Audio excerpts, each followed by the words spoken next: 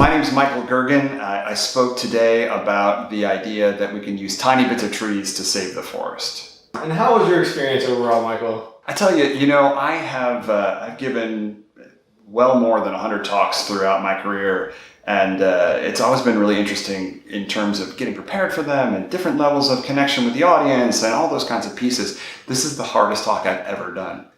And the reason is multifaceted.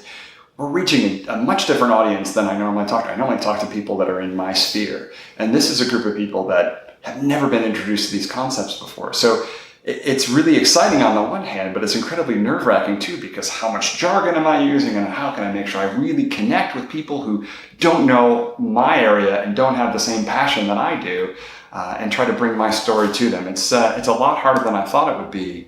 That and the memorization too, because for future speakers, when you really want to get the phrasing right and the words right and try to make those little pithy things that you want to say perfect, you try to memorize, and it's harder than you can ever realize.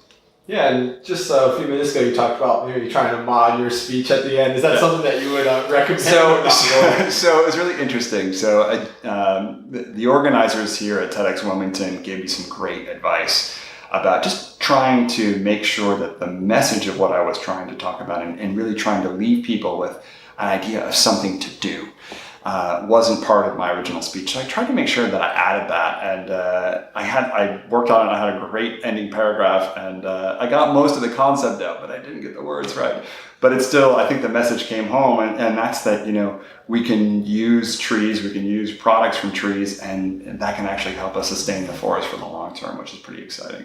It's really good. I usually end with the advice questions, but you already nailed that one. Okay. So let's talk a little bit about what you said earlier, where you're trying to break the jargon down and actually connect with the audience. Could you, once you're getting into your talk and actually flowing, could you kind of feel that energy? Could you feel that the message was being received? Yeah, absolutely. One of the things that you always stress in a talk is eye contact, right? You really want to reach out to the audience and you want to see them. And the cool thing I think about this audience is they're here to learn. They're really excited about learning different things from different people, and you feel that real level of interest. They're staring at you. They're engaged with what you're saying.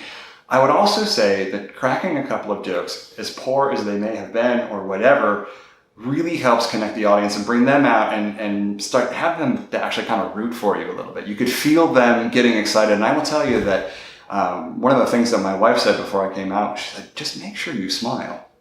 And I will tell you, I think that smiling and that enthusiasm, that passion really helps audience members who have no idea what a cellulosic nanomaterial is and probably, don't care, connect to me as a person. And I think that was pretty neat. And that's, just as an aside, really tough for people in my profession. Forestry is notorious for not being very good at communication. And, it's not always easy for us to do these kinds of things. And so to be able to come to TED and see that the audience was receptive was a dream come true. Awesome. Well, Michael, thank you so much. Thank you, Jake.